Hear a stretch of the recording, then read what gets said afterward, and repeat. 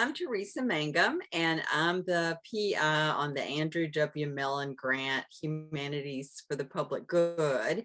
And this is a grant that has been going for a couple of years now as we've been doing research and studying programs around the country, talking to lots of people about what interdisciplinary experiential graduate education in the humanities could look like, especially for people who want to be adventurous about the job search and consider a range of careers using the mindsets, the tools, the content of the humanities as a way into a career.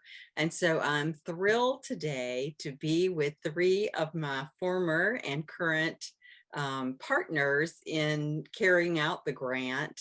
And we thought it would be a great moment to stop and reflect, since our two postdoctoral fellows who worked with us in the past have now both secured dream jobs of the very kind that we have imagined might exist.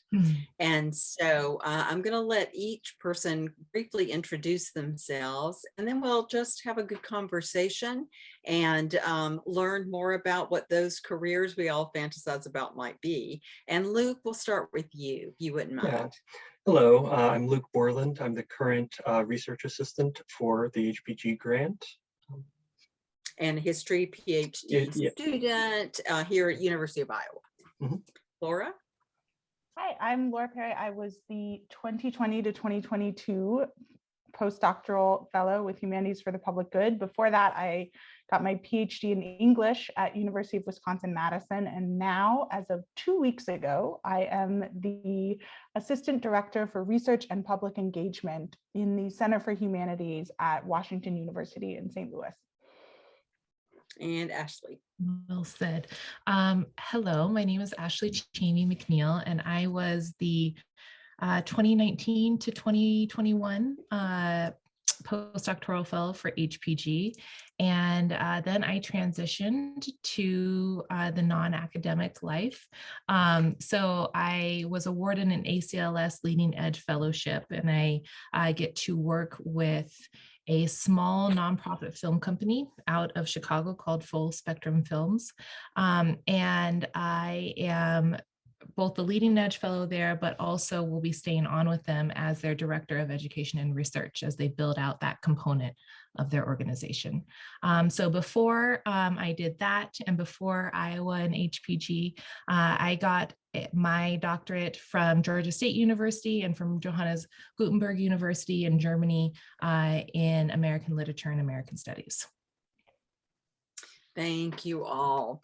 And so one of the things that's very interesting about the whole movement toward thinking about humanities graduate education and multiple careers is that we're kind of building this plane as we fly it. We're imagining careers out there, but as both of you have discovered, one of the things that's happening is new kinds of jobs are emerging constantly. There seems to be a real transformation of valuing of culture in all sorts of work settings, for example. And Laura, I know that you have just literally weeks ago started your job, so that your what you'll be able to say will be limited. So maybe we'll start with Ashley and then go to you. But I'm wondering, what is your job? What is the work? And how are you sort of shaping what that work is? And what surprised you stepping into this new world of work? And Ashley, if you want to give that a start, Laura can jump in as you will. Yeah. So, when I came to Full Spectrum Features, it was to work on a very particular kind of set of projects that they both had established and then were kind of building out. And that was to create these short films, these narrative short films that tell the stories of histories that often get erased or just not kind of surfaced within standard curricula in the US.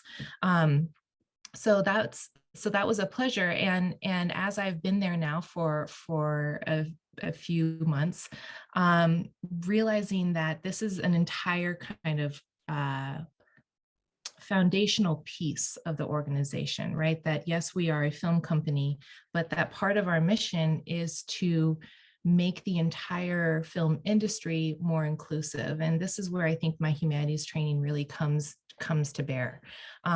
Because, you know, just as in higher ed, there has been a reckoning around what inclusion and an actual practice of equity looks like. That has been reverberated in every other industry, you know. And I think that as humanists, we have really thought deeply about what diversity, equity, and inclusion means, certainly in our studies and in our research and our methods, but also like what that means in practice. And so it's been wonderful to be part of a team in the film industry that is also very committed to that. And so when we think about inclusion and storytelling and which histories kind of get airtime, if you will, and don't, then that's when education comes to bear. And that's when research also comes to bear. So that's kind of how I came into this position, is knowing that there was a need and having full spectrum, knowing that this is a lever to pull, this is a seat to fill, right? And then I'm building it as I go too, because it is new for them as well. So I'm really glad that I get to lean on kind of my training in asking about the questions of what shapes our mindsets, but also how we engage, you know, emotionally and more culturally in projects of thinking about who we are as humans and where we came from. And I'm curious, Ashley, I mean, even in a concrete example, I Mhm. mean, can you think of a moment where you actually used either real content or strategies you learned from graduate school in this work environment? Can you think of a specific example to help people understand that connection? Yeah, totally. So, you know, one thing that I've been thinking through a lot with my team lately is, what are the ethics of telling stories on behalf of people in which we don't usually have that great of a record, oral or written or otherwise, and how do we kind of assume that storyteller role? And so one thing that I've been leaning pretty hard into is this idea about critical fabulation that Saidiya Hartman first developed in her article, Venus in Two Acts, I think it was, which is, it's been a minute since it was published now, but it's something that I still refer to. And I've actually been kind of excavating it from my dissertation work to be thinking about what's our responsibility and what are our ethics when we go in and say we have to recreate some histories because they have been purposefully covered over and erased and eradicated from the ledgers, right? And yet they still need to be told. And so I've really been relieved, to be frank, when I can like go back to that article and I can reread it, and then I can take it to my team and we can make sense of it together and help that theory and have that theory help us navigate the storytelling practices that we engage today and that we hope to continue doing, you know, with other communities in the future. That's a wonderful example. Really, really interesting. Thank you. And Laura, I know that you're just getting started, that you and your colleagues at the center are kind of figuring out what your work will be. And maybe a different way to ask that question at the stage you find yourself would be, what from your work in graduate school is helping you even find your way into a new career and start to think about how to shape that career? Yeah, well, and I mean, and I was even thinking about this listening to Ashley and thinking about how lucky her team is that she's a part of it, and remembering how lucky we were, because I think that is a big skill that I took from grad school that was useful in HPG, that has already proved useful in these 2 weeks, which is a real understanding of what it means to collaborate and communicate well. And that's something that I was lucky enough to have opportunities to develop in grad school, and you can develop that, in a lot of venues, whether that's teaching a course and communicating your intentions well and your learning objectives well with students, or whether that's planning a academic conference when you have to juggle everything and you have to, communicate with a small team of all volunteers, or in my case, working at a weekly magazine where it was a real crash course in communicating with a whole wide range of people. And that's something that wasn't in the promises that my department shared with me of what I would learn in graduate school, but it's such a crucial skill that I did learn in grad school that has continued to serve me well. And I just really admire the way that HPG is making that explicit by saying, hey, we're going to potentially have a short course on collaboration, or a short course on project management, because those were absolutely skills that I think almost every graduate student has the chance to learn in grad school. And they're the skills that will really help you when you're going into these positions where you're part of a team and every project that you're working on has multiple authors and multiple hands in the recipe as you're trying to put something together. Totally.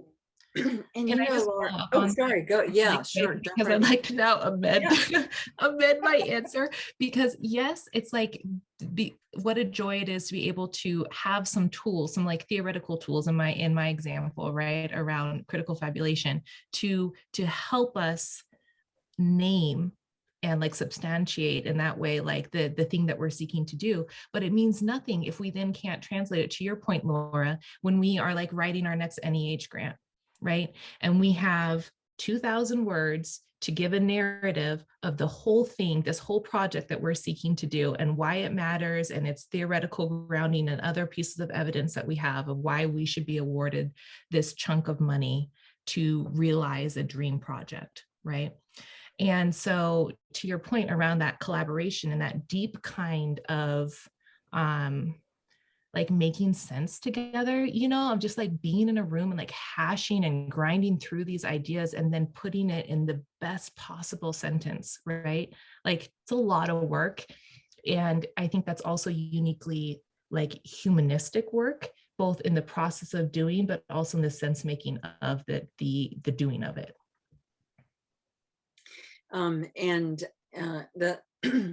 That's so helpful, both of you. One of the anxieties I sometimes hear from faculty members is, a real concern for the loss of the content of fields as people move into other kinds of jobs.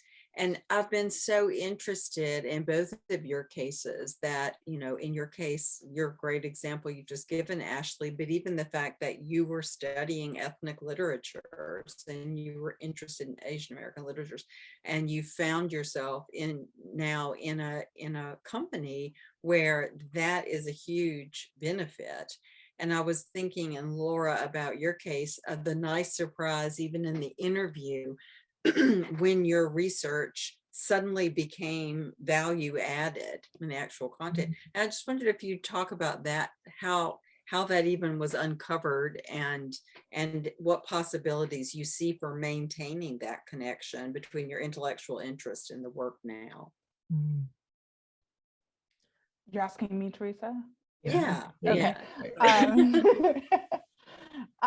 Yeah. So, and this was, you asked earlier what a nice surprise has been. And that was a wonderful surprise, even from the interview, as you said, that the fact that I had years of research experience in environmental issues and environmental humanities, the fact that I committed to environmental justice and continuing to seek out partnerships and opportunities to support organizations who are working towards environmental justice, that was an asset, because it's something that they're interested in at the center, and also that not everyone there has those similar experiences. And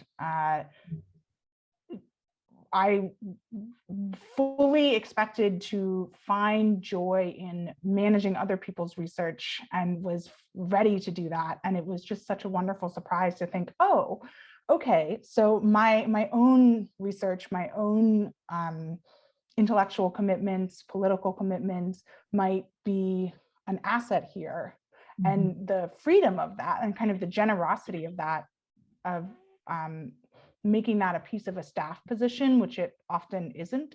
And even it's not always a piece of a lecturer position or an adjunct position, because you're often teaching courses that are not exactly in your research area. And so to think that there might be that possibility there, which is just tremendously exciting. I love that.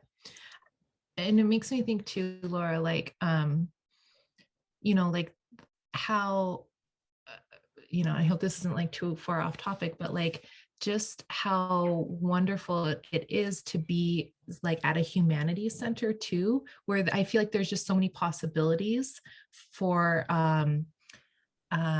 those unexpected kind of surprises, right? Of like, oh, this is applicable here. Oh, look at how my research that, you know, I wrote in chapter 3 way back when is differently emerging here, like within this team in this space. That's always, you know, there's many reasons why I love humanities centers, but that's one of them, because of the like diverse people that they bring together. And I think like, you know, I think that for me, having a background, I don't know. I mean, Laura, you and I have talked about like kismet and like serendipity and stuff so much. And sometimes I feel like I've just been awarded so much of that because I'm like, surely this is not normal. Like I'm so glad that I have that background of storytelling, right? Of like how people have told their stories through generations, you know, through different histories, how they have recounted their understanding of being. Because I'm at a place now where that's what we do, but just through the film medium, right? And we think about why it's important to still tell stories as a primary pedagogical tool for any kind of learning within you know, primary school systems, whether that's social studies or history, and or even, you know, literature and English studies. And so that comes to bear quite frequently. I'll also say that my team, being a film company, is full of a bunch of storytellers. So it's also where we meet, right? So I have no idea how to crew up a film. I have no idea how to write a screenplay, right? I have no idea, like there's so many aspects of the production that I'm like, no, like I'll just root you on, right? And yet we can always come back as a team to what is the narrative? What's the story that we're telling? And are we doing it justice, right? Regardless of whether it's the screenwriter and the director or the actor or me on the education side, right? On the web development side. So so having my background, my formal training as kind of like the sun, right? The thing that is the gravitational pull for all aspects of what we do is really unique and useful. And I'm grateful for it. Now I want you to write a screenplay, Ashley. As soon as you said that, I was like, well, I don't know. I think she might be pretty good at that. Remember like way before the chair came out and like, I don't know, this feels like 5 years. But it's not, but it was a long time ago. And we were like, remember Laura, when we talked about like, we should write a screenplay, or really you should write a screenplay about a department, about an English department. Then lo and behold, like Sandra Oh comes out and she's like, let me show you how it's done. Like we have the chair. Yeah, that's a real thing. Maybe our new jobs will give us enough distance to actually watch that, because I have still not been able to watch that. Yeah, a little too close. Yeah. Luke, we've been talking about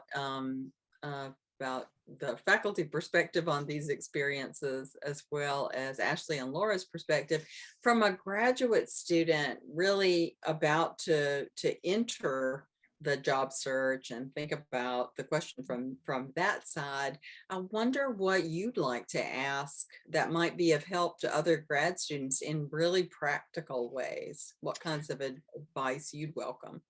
Yeah, and so I think the first question I have is kind of looking back at some of your experiences in graduate school and in other positions. Have you found that you're kind of re-articulating what you were doing, or and I guess have you found have you uncovered skills that you weren't necessarily taking credit for in grad school, or before you were in a position like you are now? Mm. So this is a roundabout way of answering that question, but in January 2017, I started a radio station, I started a radio show at the student radio station. And my first episode was the Women's March around Madison. And I took my little microphone and just my smartphone, and I interviewed people who were part of the Women's March. And I started that radio show purely as a response to feeling like I needed to get a handle on politics and where I had landed in Madison in a sort of turning red state after the 2016 election. So I didn't at all think of that moment as leading to a skill. When I was younger, I thought, oh, I'll be like a radio show advice columnist. So I used to listen to a lot of radio shows like that. So it was also just living up to a dream. But that has led to podcasting. It's led to being a part of so many great groups. It's led to having reasons to reach out to people and network with people, to ask them to come on the show. I learned so much about community organizations in Madison because I was volunteering for a day and interviewing people as a part of them. And so that's a moment where I had no professional ambitions with starting that show. I wanted to play some 90s music and just kind of talk it out, and interview people and play some oral histories. But because of that experience, I now can trace it back, as you were saying, Luke, like re-articulating that as the start of something that just kept leading me to more and more exciting and challenging experiences. I wish that I was there in 2017. It could have met at the 2017, Laura Perry asking me for an interview. That would have been fun. So I remember my first semester of PhD school. One of my professors, who ended up being my dissertation advisor, she told me that I remember like sitting outside with her one day, and she's like, you're going to have to carve your own path. And she said that with the knowledge of the context of our conversation being that sometimes it feels impossible to carve your own path in a PhD program. Because oftentimes you might be very kind of tightly scheduled and on a timeline in order to finish at a certain time for funding and other considerations.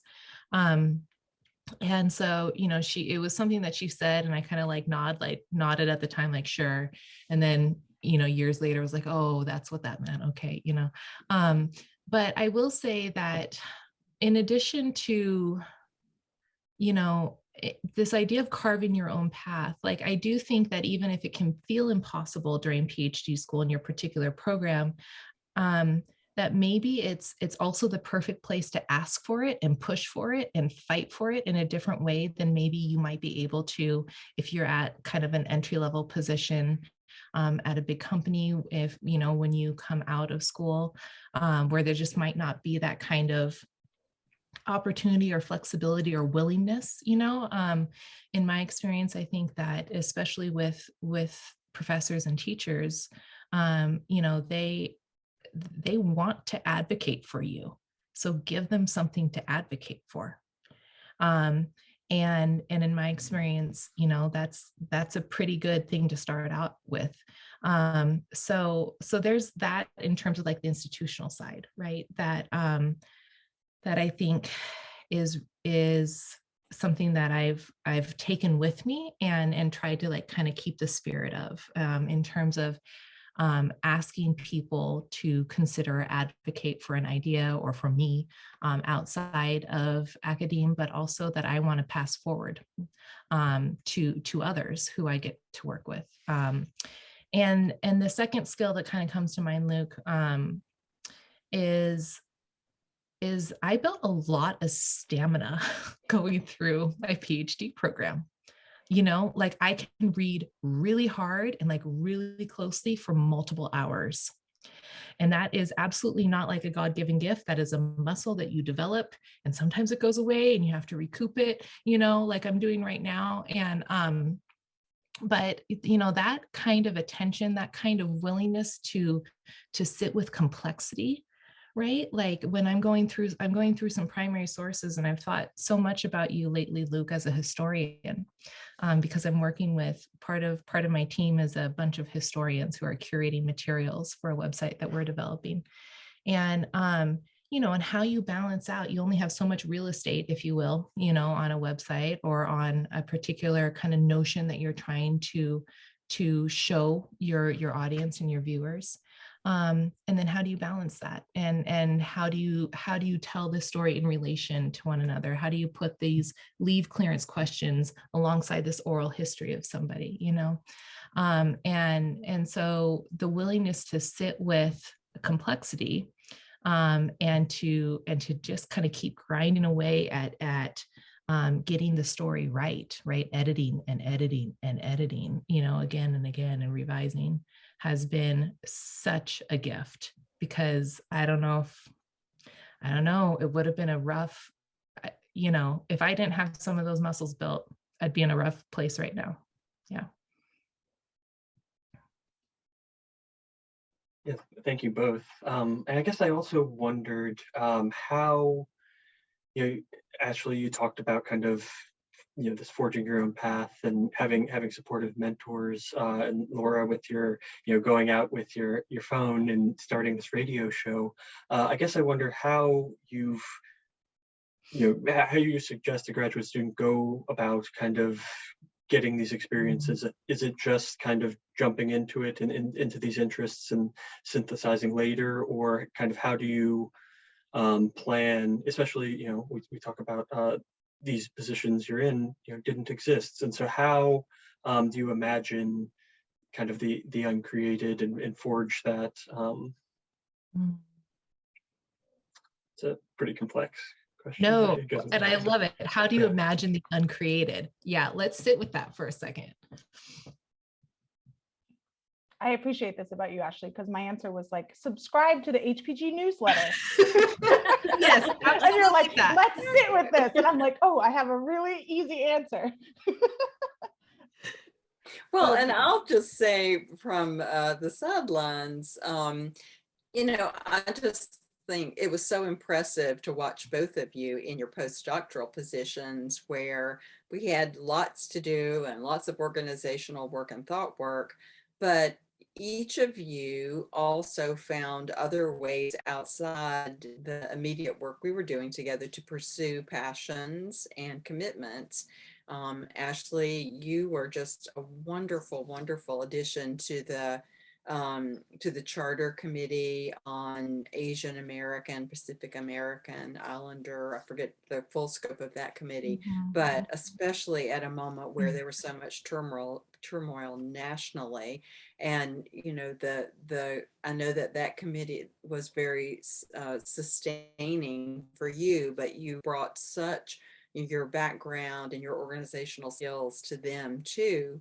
And I can just imagine that so much you learned in that process was really impressive for the folks who interviewed you, and now that you can use in your job. And Laura, similarly, the great work you did in organizing a special series for us on podcasting and helping people think about and pulling podcasters together and really energizing that community here on campus.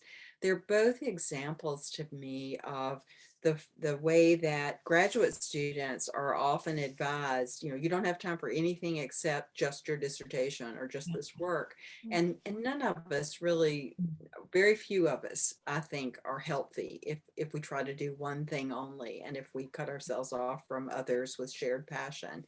And I just was very impressed by the way you both found ways to already start doing what you're doing in your jobs, but while you were still here at Iowa, which is living the intellectual life and social and political commitments you have through community here. And that just, I just wanted to express my admiration and appreciation, and I see the benefits, the ongoing benefits of doing so. Yeah, definitely. I mean, I'm trying to find the way, it goes both ways though too, because you empowered, I'll speak for myself, you empowered me to do it, Teresa. You know what I mean? Like, I remember like coming to like having a conversation with you and being like, I need to find my community here at Iowa. And that was early on. That was like when we were still in person. I remember coming up to your office, right?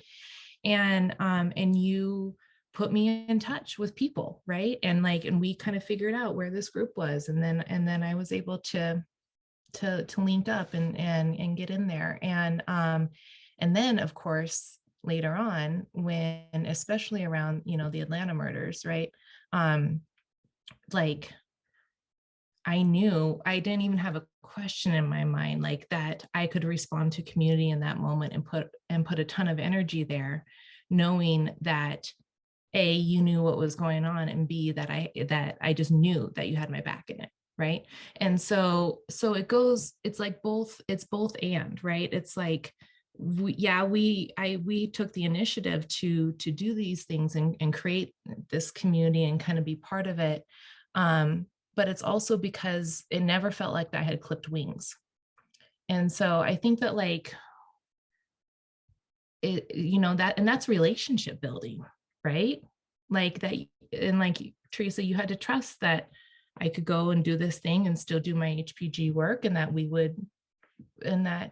could do it together, right? So, and yeah, so to me, that's like also just that relationship quality of balancing and being really honest about what fills your world and what needs attention when. Yeah, kind of related to that. I'm just thinking how, I think, Teresa, your point about the attention span and narrowed world that the dissertation project can require can't sustain people. That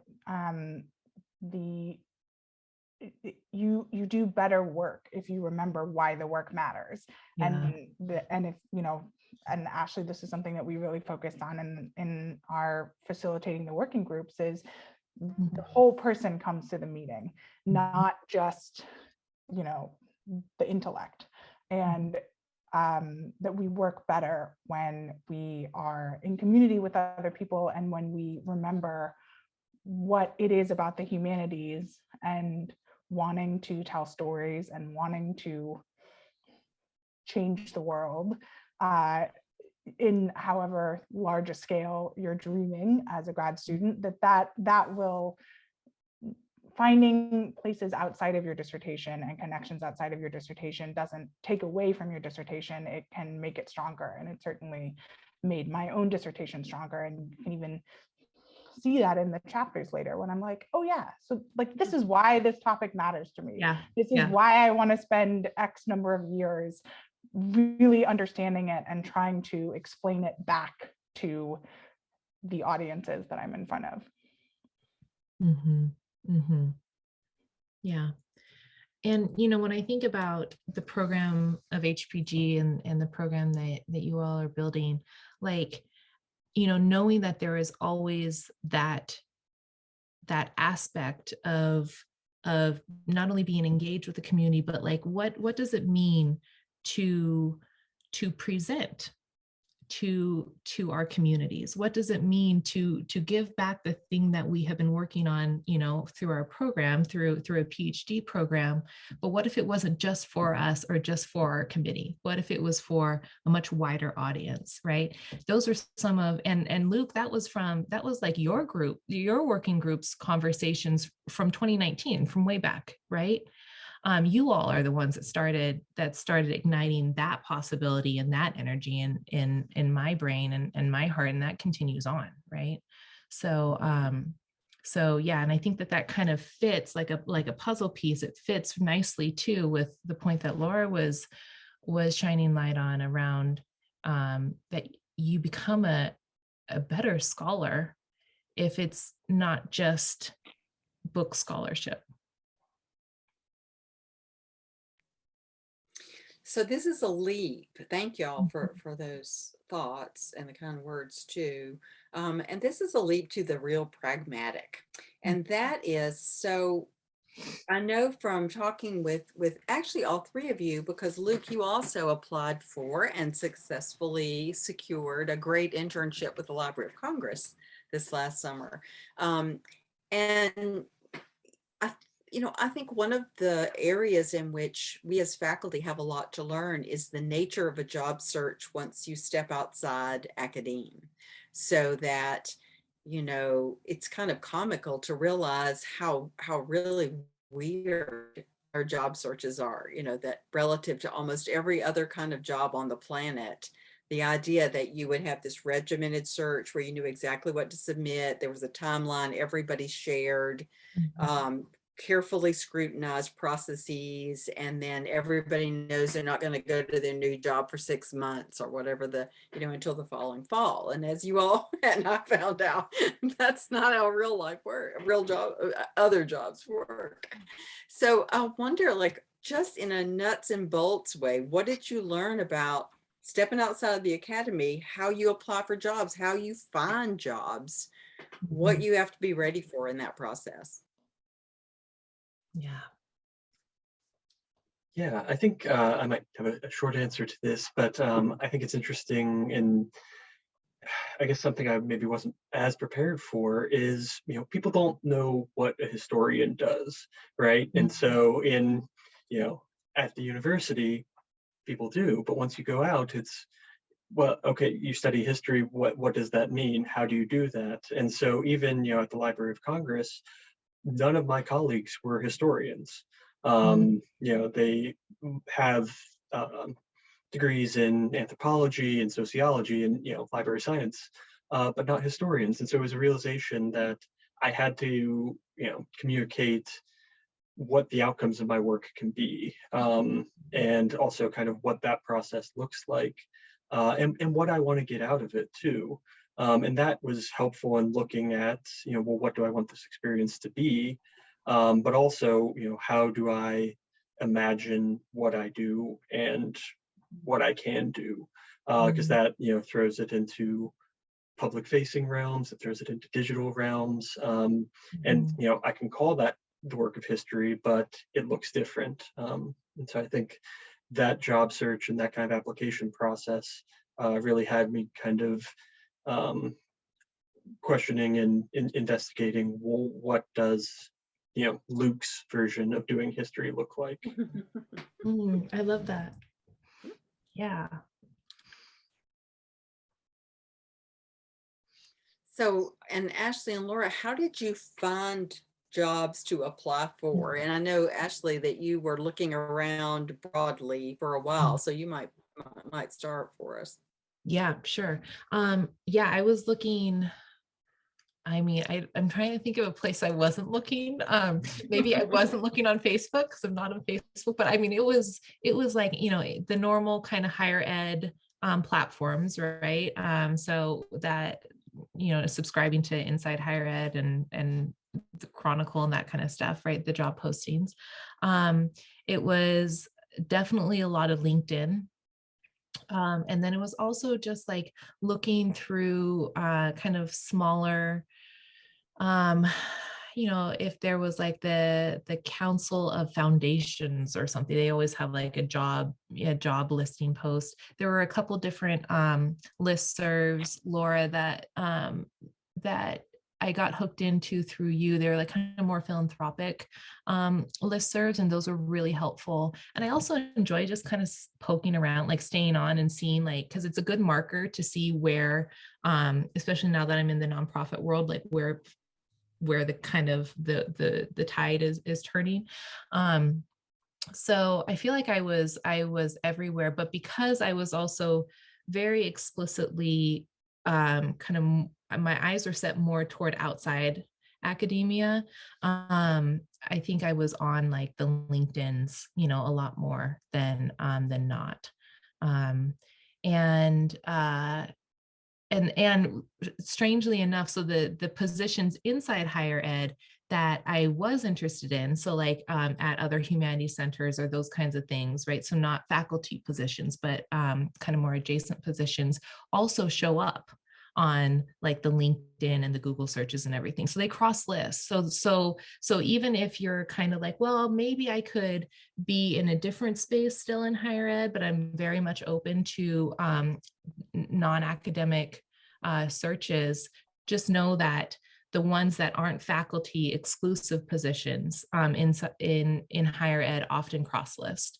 Was a nice thing that I discovered, at least when I was looking. So that's how I went about. I felt like I was just fishing in the deep sea sometimes in like a grand boat, sometimes in a dinghy, but it was always fishing in the deep sea.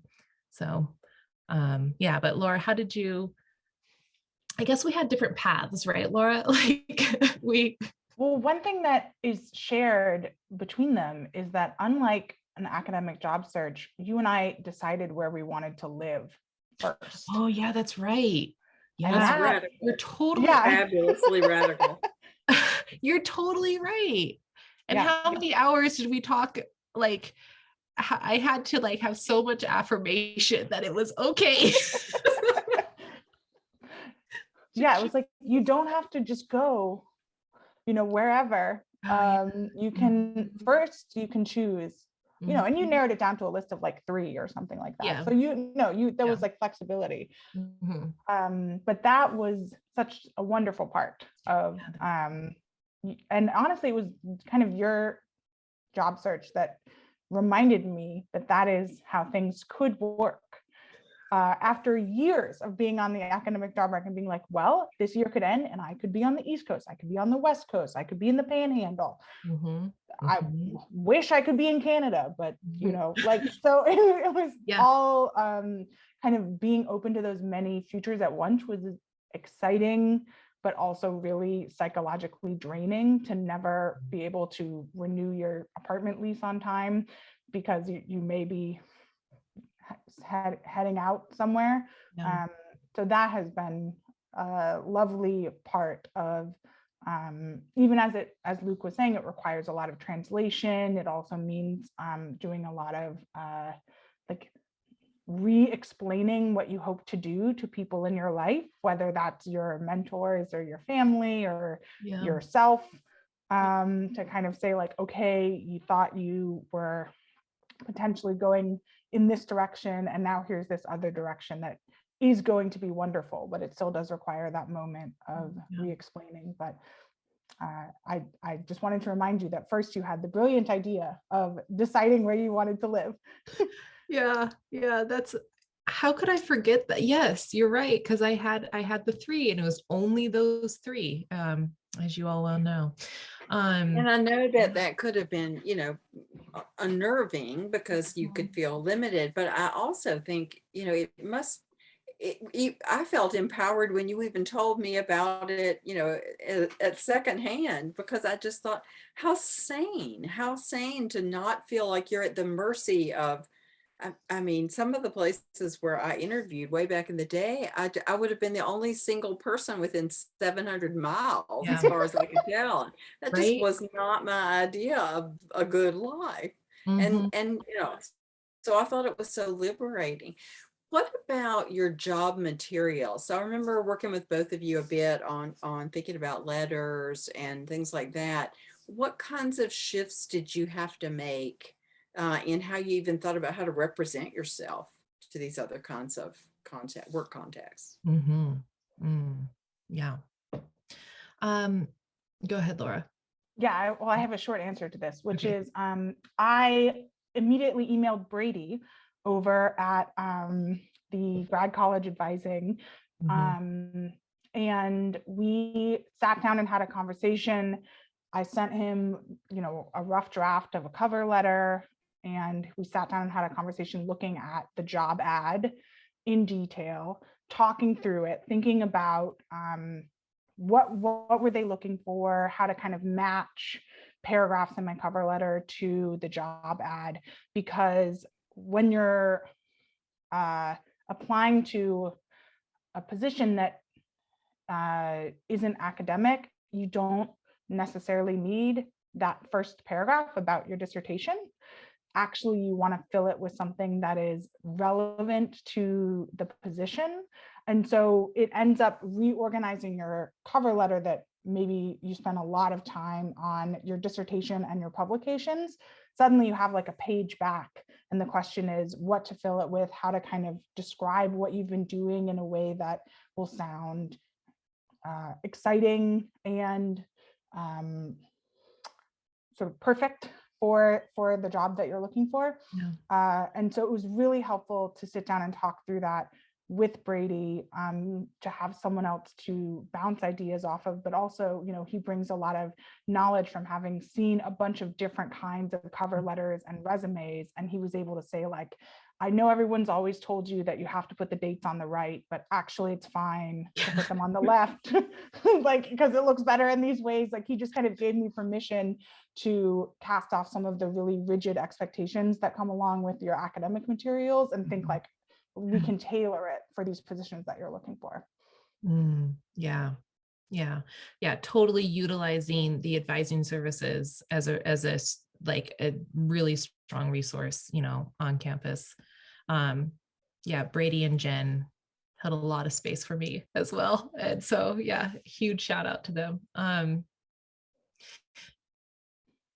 So where I landed, right, is with this little film company. And I don't know. I think I was at a point where I had been putting out materials for both some places at different universities, at different kind of more research center based positions, and then others outside of academia. And I was, I was putting a lot, I felt like I was putting myself out there a lot. And so at a certain point too, that kind of gives you a different sense of tough skin. And so at this point, I was like, you know what, this is a storytelling company. And so I'm going to tell my story of like what my stake is in wanting to join their team. And so I just kind of, I don't know, either through like being tired or through something else, I chose to offer like a paragraph of telling my story of my own personal history, around of how my family was also incarcerated in World War II. And that had a lot to do with some of the projects and some of the content that they were working on, that my company was working on at the time. And so, I just kind of, I did that, and that I would have never, ever done that for an academic position. I never would have said, would have kind of painted a quick story of when I went on a pilgrimage to Heart Mountain with my family. Never in a million years would have done that, for an academic position.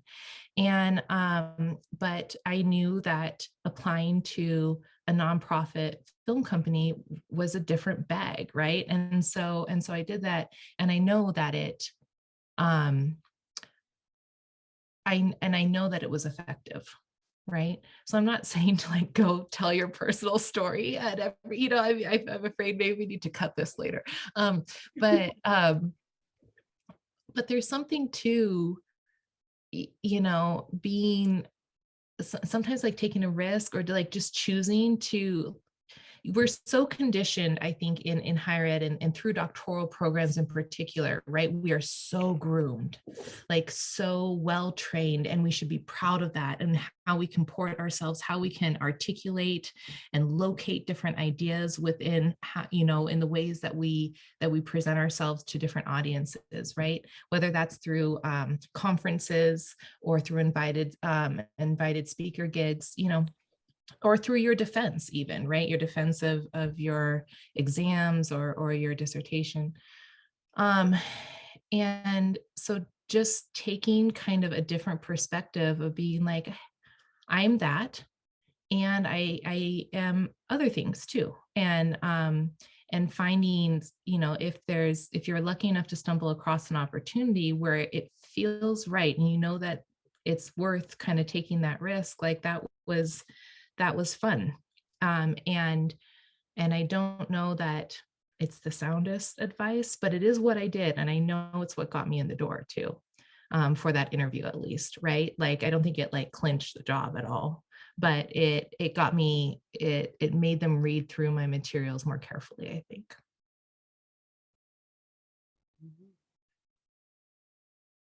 And it's really striking to me that in what you're saying, that one of the big shifts might be that if you're a graduate student in a PhD program and you're applying for a job in a similar situation, there's such a sense of shared knowledge and shared values that it doesn't occur to anyone to have to articulate or defend those values or to match what their experience is with those values or those really just specific needs, like classes that need to be taught. Mhm. And part of what you said earlier, Luke, about the translation and what all of us are saying, it really seems like those of us who want to reach out beyond the academy, you have to spend a lot of time understanding what that company is, what their needs are, what their values are, and really think very differently about those skills, projects, and values driving what you tell them. Mhm. So it's not just, this is my work, this is what I've done. It's, here are the reasons why I think what I have to bring would benefit you and meet the needs you've expressed, that you've described in your ads. And that sounds like exactly the kind of thing a good humanities person could do beautifully once they shifted to that strategy. Mhm. Mhm. Yeah. Like that makes me think, like what if when we like train our when we coach our PhD students into whatever job markets they choose to go into, what if like a goal of preparing those materials was about reciprocity rather than like shoving a laundry list of all of your wonderful hard won accomplishments, right? um but like what, like just to your point around values, Teresa, the way that we present our materials speaks so much about who we are as a people, as like a team member, right, of wherever we land. um and so, yeah, I mean, I just think of how many conversations we've had around, um, even when we're designing classes and when we have site partners and when we are working with other people, and what those values around reciprocity are and how we can carry that forward maybe into even um, things like our job application materials, which may feel very one-sided at first, especially when you don't get a call back. But, I mean, might be worth playing with. Mhm. So I have another question that you just made me think about, Ashley, and maybe this would be kind of heading toward the end, unless you'll have a lot more questions. But one of what I consider a misconception that I hear people struggle with in talking about diversifying career opportunities is the sense that stepping outside of academia, if you're a PhD, is loss. That, Mhm. it's the loss of, you assumed you were going to get a certain kind of job, you were going to work in a certain kind of place.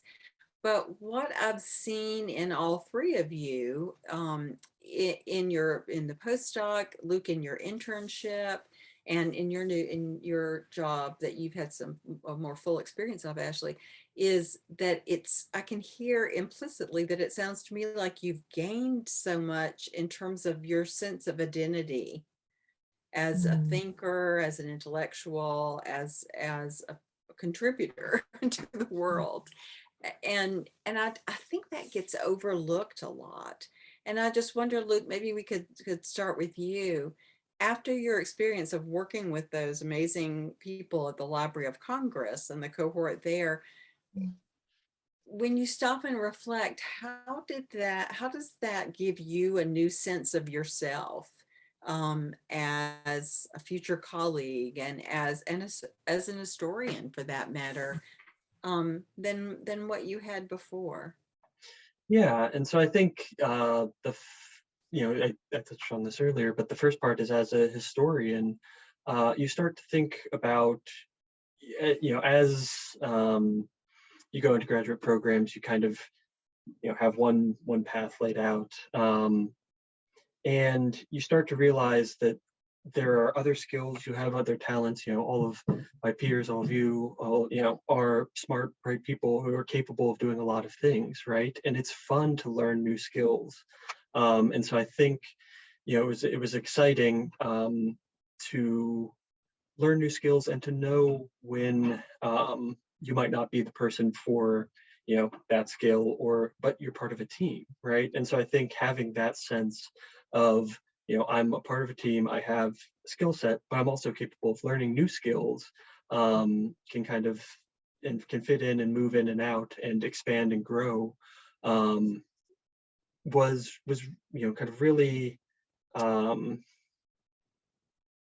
exciting, and kind of built a lot of confidence knowing that I can come to a group at many different levels with leaning on different skills, and that's beneficial to the group and beneficial to me, and that learning is always possible, no matter what skills or what skill sets I'm using, that there's always opportunities to learn and grow.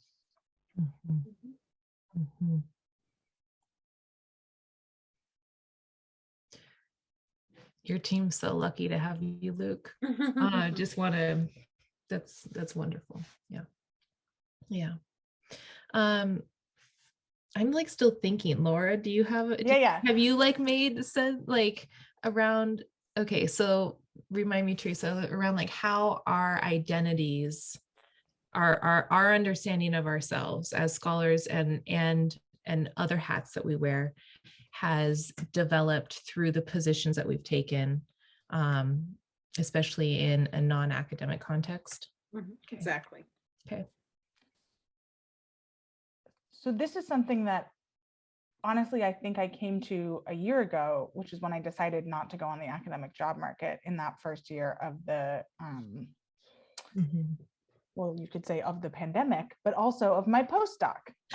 And that was the first time that I had ever skipped an academic job year. And it was a decision that came to feel more and more right the more that I worked with HPG, and the more that talking to people about the different career options for people in the humanities, as HPG is constantly doing, and also a big part of what the working groups and what the talks and our daily conversations as a team were just always emphasizing was the skills in project management and storytelling and relationship building and community engagement, and then kind of that, like building those ethical partnerships, exactly what Ashley, you and I talked about so often, that was what lit my brain and my heart on fire, not research in a library. And there are so many ways that research in a library is connected to that, but it was the atmosphere of being in a team, working together with incredibly smart people to address these wicked problems that felt so urgent and still feel so urgent. And that had me thinking back on my academic career and trying to think about other moments when I felt the same, like, yes, this is exactly where I want to be. I'm firing on all cylinders. I'm getting to use everything. I feel like this is awesome. And I realized it was always in humanities centers or interdisciplinary research centers. So like the Center for Culture, History, and Environment at University of Wisconsin-Madison, like they have also 2 humanities centers there.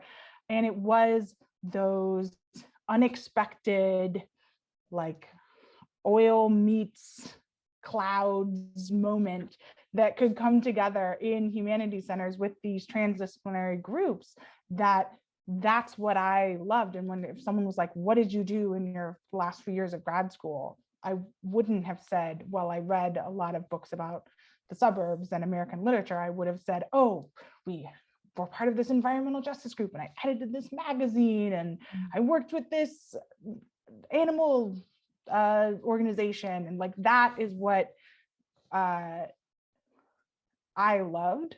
And once I realized that and really kind of said it to myself over a period of working with HPG and really kind of being empowered to say that, was like, oh, okay, so that's my ideal job. And even before I saw this job, when Teresa, you forwarded it to me in my email, so that would be, in addition to all the websites Ashley mentioned, just wait for someone to forward you the perfect job in your email. But I even said, I'd love to work in a humanities center in St. Louis because I wanted to live in St. Louis and I wanted to work in a humanities center. So yeah, so that I think was a moment that came not out of grad school or necessarily the 2 weeks of this position, but of really feeling like I was being given permission by HPG to like reveal this to myself about what I hoped my future could be. Yeah. And like that, that like you have to, that takes a certain amount of bravery to do, right? Like when you were speaking earlier, Laura, about it takes energy to explain to others why you're moving again, or why you're why you're pursuing this, or why you're taking this offer. But also to explain it to yourself, right? Like there's a lot of like kind of internal labor. I think that this process holds, and it just, in terms of like identity, I was also thinking about how much more to be really frank, in these, both in my postdoc years and now during my time with full spectrum features, like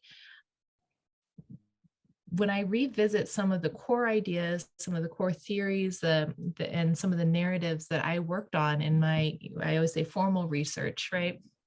I need to start getting away from that.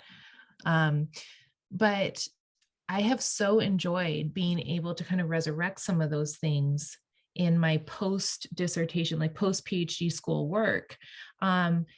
And kind of, I've enjoyed like the times that I like go back to the library, as you were talking about, Laura, like now that I know exactly what it is in service to, I think not only am I a better reader and a better thinker of some of these things, but also like I do it justice more, because I'm not just trying to like pull out, the like super smart quotes to plop into this paragraph of an argument that I'm making, right? Like that is not the end goal.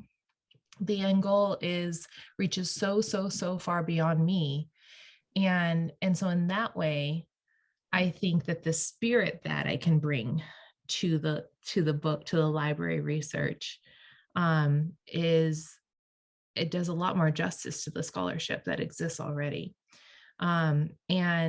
And I think that when I was able to really kind of own that, and I definitely was able to own that during my postdoc at, Humanities for the Public Good with you, Teresa, my identity shifted from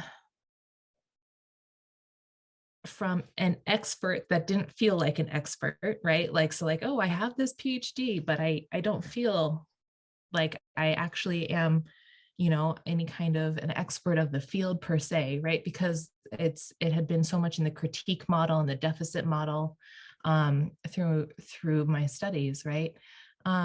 To just being able to release that, because that's not what it was about anymore. It was about the people that I worked with, the communities that I was in service to, and now the stories that I'm entrusted to relay and to surface and share with many, many more people. And so in that way, it's like removing myself from it a little bit has been the biggest piece of my identity that has actually reformulated my own understanding of who I am, both in my research work and how that has translated across to these new positions. I think you've just given us a gorgeous description of what we used to mean by the old 19th century term vocation. Of, you know, not those of us who find ourselves in the incredibly fortunate and privileged position of being able to use our interest, our talents, and our, you know, our time in the service of things we believe in deeply and care about deeply. And that's about as good as it gets for a work life, for sure. And it's certainly not a standard that, you know, there are times in my life, and I'm sure in yours, where I was a soda jerk at the local neighborhood, you know, drugstore. and I was lucky to have the job doing that. Yep. But I do feel like one of the things that I hope people who read and hear this interview take from it is real optimism and hope that there are a lot of opportunities out there that you do your best to work toward, you do your best to keep, you know, remain open enough to see when they come along. And there's just not one way to have a really good life when it comes to careers. And it just gives me joy that you all are on that path, and that Laura and Ashley, you've just landed somewhere that you're so appreciated and you have so much to contribute. And I wish the same for you soon, Luke, also when you graduate. Are there any last words anybody has before we wrap up, other than my just great thanks to all and gratitude to you all for spending this time together, just the happiness of seeing you all. I know, it's so wonderful to share space. So selfishly, I do have a question. And, you know, a long time ago, Teresa, when we were talking, I think it was in like one of our sessions where we were kind of starting to shape some timeline stuff around degree formation. And we were talking about how in other fields and other disciplines like medicine, right? So what that feel kind of far afield from the humanities, but that they, you know, the different models of training that they have that are like associated with their degree, but is completely different and outside of what we do in the humanities, such as having like a medical residency, right? So that you're still a student, you know, you're still being mentored and you're learning, but like you're in it, right? And it's a different thing. But that is built, that is and like an industry standard in medical training, right? And I remember at that time you had mentioned, you're like, well, that's kind of what you're doing in some ways. And I was like, oh, like it was like I did admit it at the time because I felt too foolish, but it was a light bulb moment for me. And I've come back to thinking about that quite a bit this week. And I'm just wondering, like, for you, Teresa, you know, as you said at the beginning, like we have built this plane as we were flying it, as we were like kind of getting it to take off. And like, what have you like rethought or come into any kind of different facets of understanding around like particularly postdoctoral training, and like what you think, like the training that Laura and I had, that was we were so entrusted to be builders with you, like what that means in the humanities and like what things you have learned around that? Oh, that's an interesting question. Well, for one thing, I mean, I'm just so delighted to see that a number of different funders around the country have are supporting postdoctoral fellows, and not just fellows to turn a dissertation into a book, which is a Mhm. wonderful, opportunity, but that there are so many now postdocs that embed people in organizations, so they really have a couple of years to work and learn organization in the Humanities Center, but also in all kinds of cultural organizations and community organizations. And I just so hope that continues. Mhm.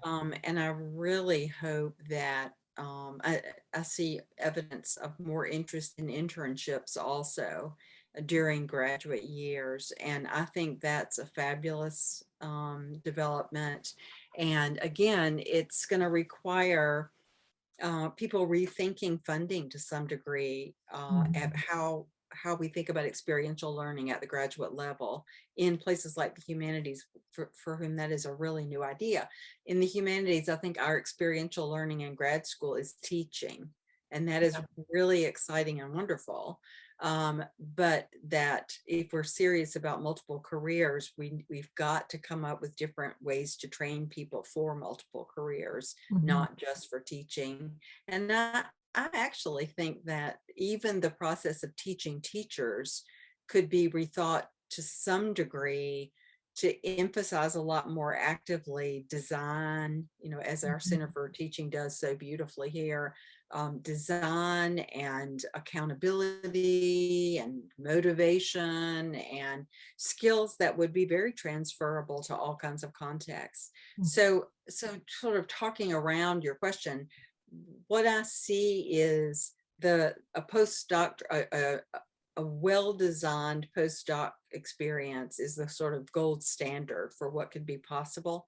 But I think some of the pieces of what you get in a postdoc could be woven, threaded all through graduate programs, could be picked up in programs like internships in a very intentional, focused way. And a lot of that same experience could be available in ways that were not so costly to institutions Mhm. Mhm. as the postdoctoral programs can be. Mhm. On the other hand, we went down the track in the humanities of supporting so many lectureships and visiting positions.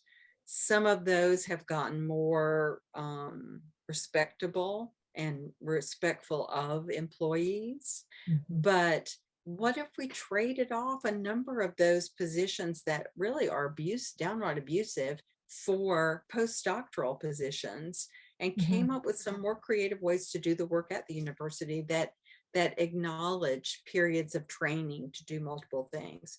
So I just think there's a lot of room for flexibility and creativity, and it just takes some visionary administrators and people with deep pockets who are willing to help to make those, to let us take what we've learned across the country in these experiments and deploy that knowledge in ways that would serve students and universities all and future employers so well. Mhm. Mhm. Yeah. Yeah. No, I that's will say fascinating. too, in a much more, much less idealistic and just nuts and bolts way, that one thing that I learned a lot about with working with postdocs before you all, going back a ways, um, is, what a weird thing we do in the humanities is we assume everybody knows everything before they know anything. Mhm. That whole problem has gotten formalized now in discussions of the hidden curriculum in Mhm. graduate education. Mhm. And the first postdoc I ever had, I think I was embarrassed to train them. I thought somehow it would be rude to train a person because we were all, that would assume they didn't know things. And after a few rough moments, I just sat down with that person and said, clearly we've got to learn together what it means to work in a team, and that I've got to take authority when I need to and delegate. I can't just expect you to know things have to happen. And that was a huge learning moment for me, that it makes me think of the Italian feminist movement back in the 80s, who said the best kind of empowerment is when you acknowledge what you know and share it. not when you try to pretend everybody's the same and has the same access and knowledge. And that's another weird big leap for people in the humanities, to acknowledge power when they have it and acknowledge expertise so that they can share it. And that's part of what I really loved about the postdoctoral program and working with you all is, all these little tidbits of how to run a meeting and how to reach out to make connections that I often undervalue as just common sense, but that, it's actually skills. It's just so wonderful to realize that that knowledge is valuable to others, even as I get to learn from you, from your areas of specialization in fields I don't know. So I see lots of very pragmatic ways the postdoc system and the internship system could in and of themselves reframe a lot of graduate education in very healthy, productive ways. Yeah, I agree. We are at Full Spectrum, we are kind of revamping our own internship program right now. And man, I can't tell you how wonderful it has been to go back to the report, the HPG report, and it's a different thing where we are more focused on undergrads, but and community college students. But it's been so wonderful to go back and kind of reabsorb those reflections and best lessons learned, and like what worked really well for students, and as a different kind of, when you're in that in-between space of the both and of education and application. And to me, I'm like, this is very humanistic, but somehow it always functions in that third space of humanities. And that's one takeaway that I've always it's resonating really deeply right now, just because of where we are with our own internship program. And I love the idea of you run an internship program. That's fantastic. Well, I'm helping. I'm consulting. We actually have I'm helping advise. Actually, this is one of a big joy that I get to kind of pay forward some mentoring things that I've learned from you all. It was so wonderful to talk with you all today. Thank you so much. We welcome people to go to the HPG website and learn more about the internship and the postdoc programs and all the exciting things that we've learned. And we'll see you next time. Thank you so Bye. much. Thank you. You all.